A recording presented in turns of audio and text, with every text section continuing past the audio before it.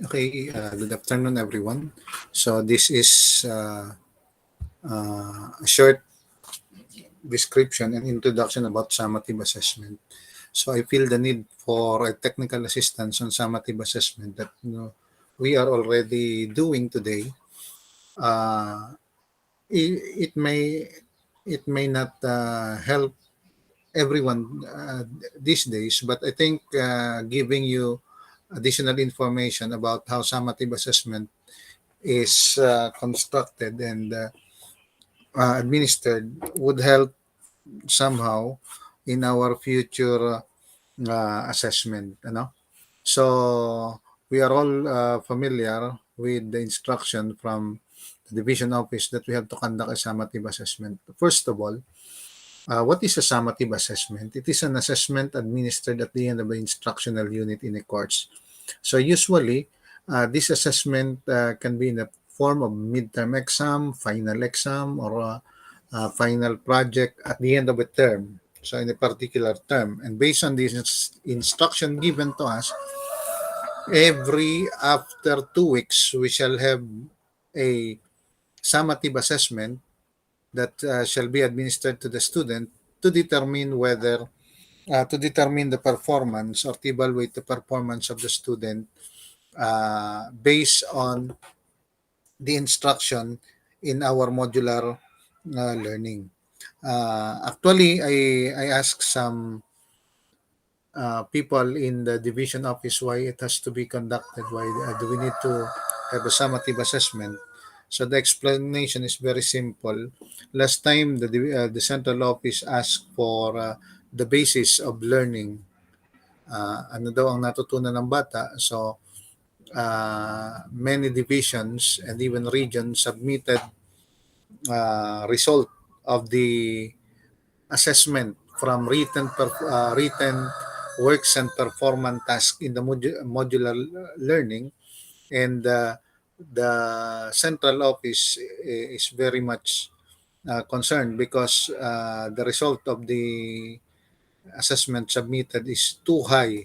Like for example, from 91 to 98, and for them, they do not find it that accurate. That's why they have to make a summative assessment that would really give a reliable assessment or reliable evaluation of what the student learned during this pandemic. Okay, so these assessments are intended to evaluate student learning by comparing performance to a standard or benchmark. So for example, an assessment will be compared with a benchmark. So a benchmark, supposedly, for example, nakita nila in private school, ito ang naaabot ng mga bata sa assessment. Ito din ba dapat sa public school? That is an example of a benchmark. Or for example, may standard na set ang DepEd na at least 70% of the student passed or passed in the assessment to be considered to be considered that the teaching and learning process is successful. Then a summative assessment has to be done. So they are evaluative rather than diagnostic. So we have a pre-test. Pre-test is diagnostic, and the diagnostic test try to see what the student learned before the teaching and learning process, and evaluative after the teaching and learning process, what the student has learned. Summative assessment are formal and involve clear instruction, expectation, and grading rubrics to measure student comprehension. What they are asking us to do is paper and pencil summative assessment, and they are actually requiring that we submit a multiple choice type of test. But actually, when it comes to summative assessment can be in other forms. It can be in terms of performance, in terms of uh, written works, essay type, or in any other activities that we use rubrics to evaluate and to grade the performance of the student. But what we are requiring us is to have a summative assessment, a paper and pencil summative assessment that would determine the level of comprehension, the skills and the competencies the student learn uh, in this teaching and learning process. Okay, so what do we need to have? At first, we must prepare a table of specification. This is very important. Although in general practice, uh, there are teachers who can make assessment without preparing a table of specification. But to have a good uh, assessment, we should start with table of specification. I know that some of you have it when you are in college, if you are taking measurement and evaluation. Pero alam nyo naman, akala ng iba, alam na natin yun. Pero when we are doing things like this, sometimes we realize that we still have a lot of things to learn about this table of specification and assessment. So, what do we have in table of specification? So, table of specification in so particular subject, quarter, and then week 1 and 2, because they are asking that we make a summative assessment every after 2 weeks. So in the sample we have week 1 and 2. So on the left we have the column for most essential learning competencies. Later on I will show you where the most essential learning competencies are taken, although we have an idea where is it from. So how many milk or most essential learning competencies within a period? In this example, I have five. So this is for yes, this is for a week. There are five learning competencies. Also, although there are subjects in which we have one learning competency that has to be taken for 2 weeks. So it differs depending on the subject. So we have this column for the number of hours. So the number of hours indicate the period when the teaching and learning process happen uh, for that period. And then we have uh, the domain. So this is based on the Bloom taxonomy. It has to be written there. Sorry. We have remembering, understanding, applying, analyzing, evaluating, creating, and then we have the percentage. I will explain this later when we are already in the item construction. So this is the sample of table of specification, and I think this is the same table of specification that will be used as recommended by Sir Jonah.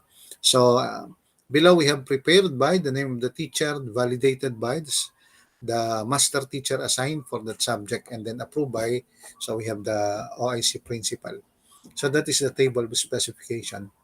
The next that we need to have in constructing the test is the MELC, no, for each subject. So we have here the K to 12 most essential learning competencies with corresponding CG codes. Before, we are using the CG or the curriculum guide, but today we have they reduce the competencies and they come up with the most essential learning competencies, or we call the MELC. So this is how the cover of the MELC look like, and then this is the content. So we have here the grade level. So because this is for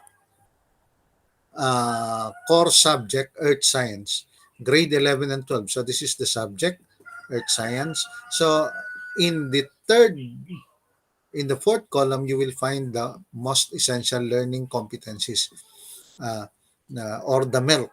And then in the next column, you have the duration. How long are you going to have the teaching and learning process for that particular MELC? In this example, we have this describe the characteristics of Earth that are necessary to support life. You have to discuss it for week 1, meaning week 1, which is 4 hours. So you have to uh, you have to discuss it. You have to bring it to the student. You have to let the student learn all things about the description of the characteristics of the Earth that are necessary to support life. So you have to bring to give it to the student for the whole week. So this is what is contained in the milk. The other reference is the pivot 4A, the budget of work. So the budget of work, so this is pivot 4A, so that's why it is issued by uh, Region 4. So for senior high school core subject, and there is a separate budget of work for senior high school applied and specialized courses. So what does it contain? So we have here the level senior high school core subject, disaster readiness and risk reduction. So it also contains the MELC, and it you can find here the quarter, ano? So narito yung quarter. So quarter 1, quarter 2. What are the MELCs in quarter 1, quarter 2? Number of hours, number of days taught. So number of days. So meaning in this first column we have 4, and then under 4 we have 3. We have 3 milks. So meaning for the whole week we have 3 milks that we are going to give or to teach the student before the evaluation. So 4, 4, 1, 2, 3, 4, 5. So that is 1, 2, 3, 4, 5, 6, 7. Okay, so all in all, we have 8 weeks. Uh, you see the last part, recognize signs of impending volcanic eruption and interpret different volcano hazard maps. So, number of days, 6, meaning the teacher has to teach it for 1.5 week. So that is what you can find in the pivot bow. At the same time, we need to have the Bloom's taxonomy. In this Bloom's taxonomy, you can find the